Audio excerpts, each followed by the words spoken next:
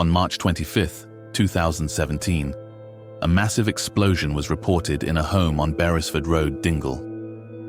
Officers immediately responded to the distress call and reached the scene. What they found next shocked everyone to their core.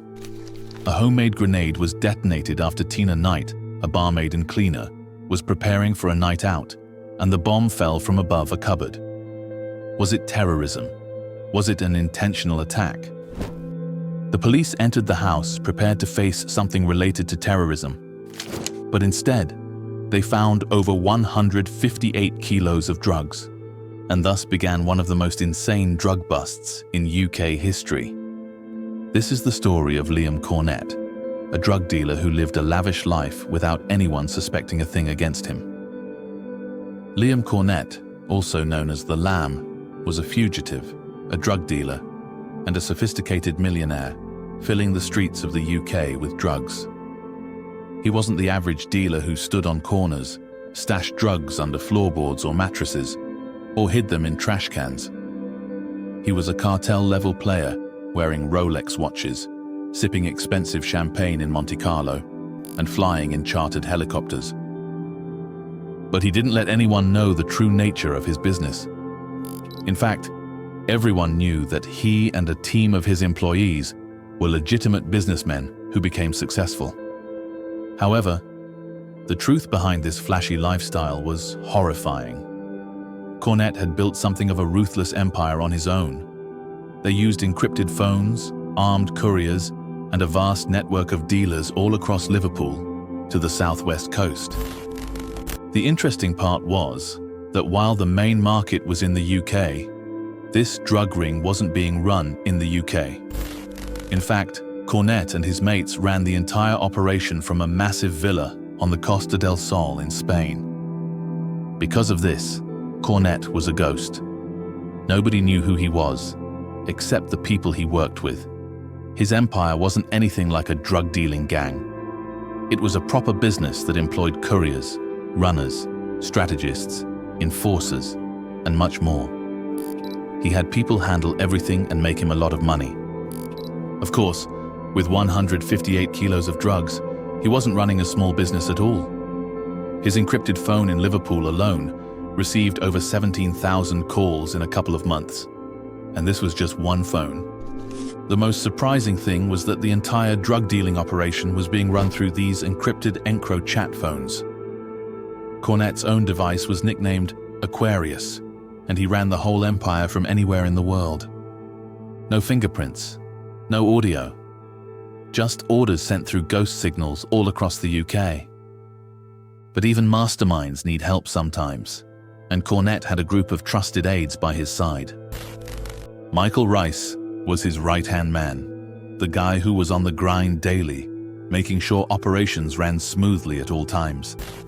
He kept a Glock pistol on himself at all times, because his job came with a lot of risks, almost all of which were life-threatening. Kieran Eves was the person who helped Cornet expand to new areas, taking control of new territories, getting runners on the street, and supplying Class A drugs to customers. Jack Ball was one of the biggest runners of Cornet's team. He was the man behind the gang's expansion to the southwest, an area where they made thousands of pounds every day in drug money. Craig Gangland was their accountant of sorts. He handled all the money, making sure all the runners came back with the full share every day. He also handled the graft phones, communicating with Cornet and everyone else involved in the drug trade. Since he held all the money, he was one of the most important and trusted members of the group. But these were just a few members of an otherwise massive drug-dealing operation. Carl Maddox, for example, was a logistics guy who oversaw courier runs from the northwest to the south coast. A similar role was played by Bobby Hill, who managed all the operations in Plymouth. Basically, every single person had a job, and their roles helped the operation run smoothly. If any one of them were taken out of the equation, the business would fall apart. Due to this, they moved discreetly, never let anyone get a hint of what they were doing, and their secret moves kept them safe from the police. But like most secrets, this one was also eventually going to come out, and when it did, it brought down the entire gang. Back in the UK, Rice and the rest of Cornet's lieutenants were moving the drugs as usual. Business never stopped. However, Cornet's life was different.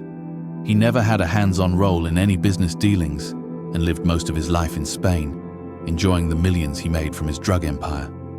He was never caught before, but this time, things were different. After the homemade grenade exploded in his UK house where his mother was living, the police stumbled upon a 158-kilo stash of drugs. This wasn't an average drug bust. It was one of the biggest stashes of Class A and B drugs found inside a home. The police investigations began immediately.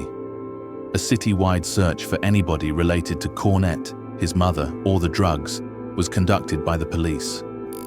However, finding drug dealers who were this sophisticated wasn't an easy task. In the initial stages, the police made inquiries all across Europe. Shortly afterward, some information came that led to the Spanish police raiding a cannabis farm in Alicante, Malaga, and Barcelona. However, the connection to the drugs found in Dingle had not been established yet. Then, in July 2017, the police launched an extensive operation codenamed Operation Anvil. This operation was solely launched to find the people responsible for Cornet's operation in the UK. By this point, Cornet and Rice were already managing a massive supply of drugs in Liverpool and Hull. But they had no idea that detectives were now watching their every move, every drug run, and every courier. The same month, Cornet and Rice traveled together to the Netherlands for a music event. The detectives knew this, and they kept tabs on them. Shortly afterward, they received information that Cornet was put in prison in the Netherlands for 9 days because he was considered an undesirable character. This was because in 2014, Cornet was prosecuted for offenses, including the attempted homicide of a police officer. During this time in the Netherlands, Cornet called Rice and asked him to keep the operations on a standstill until he was released. This recorded conversation helped the police gather that Cornet was the mastermind behind the operation. All other members were his accomplices. These accomplices were consistently transferring huge sums of money to Cornet, and this made the police even more suspicious. The primary reason behind this was that Cornet had no real source of income. Yet he was staying in Spain, enjoying life in a luxurious villa in one of the most lavish areas of the country. In a video, he was even seen throwing cash around and showcased riding in a luxurious Bentley with friends. His activities, spending habits, lavish lifestyle, and everything about him screamed that he was doing something illegal. Yet, he continued to live his dream life without any worry. After all, he had no idea that the police were onto him, and his drug empire was about to come to an end. Operation Anvil was in full effect, and the police were actively tracing every step Cornet took. But since he was overseas, nobody could do anything about him. Meanwhile, the police had captured Rice in December 2017 when they stopped an Audi RS3 traveling down Smithdown Road. When he was searched, the police officers found his unlicensed Glock, and this led to a sentence of 6 years. One of the key members of Cornet's empire was arrested. However, the kingpin was still roaming free. Catching him was a priority. The golden moment had at last arrived. Cornet had made the biggest mistake of his life in October 2018, over a year after the explosion in his mother's house. Believing that he was untouchable, he flew back to the UK and arrived at Manchester Airport. He wore flashy clothes, but the highlight of the show was his wrist. He had a £55,000 Rolex on his wrist, showcasing that he wasn't just making money, he was making some serious cash. Unfortunately, this show-off didn't last very long, and as soon as he landed, the authorities were right there, waiting for his arrival. Cornet was arrested at the spot, and this marked the beginning of the end for his criminal reign in the UK.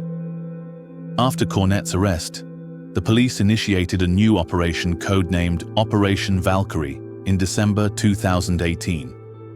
This nationwide operation was the key to bringing down Cornet's entire network of drug suppliers that were filling the UK streets with amphetamines and cocaine.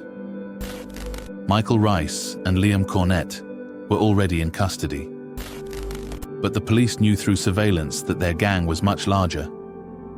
Therefore, in the following months after Operation Valkyrie was initiated, the police made some huge arrests. Kieran Eves, the principal organizer, was captured, who was involved in all the high-level meetings with criminals. Craig Gowland, the lead organizer, was also arrested, along with Carl Maddox, Bobby Hill, and Darryl Clough.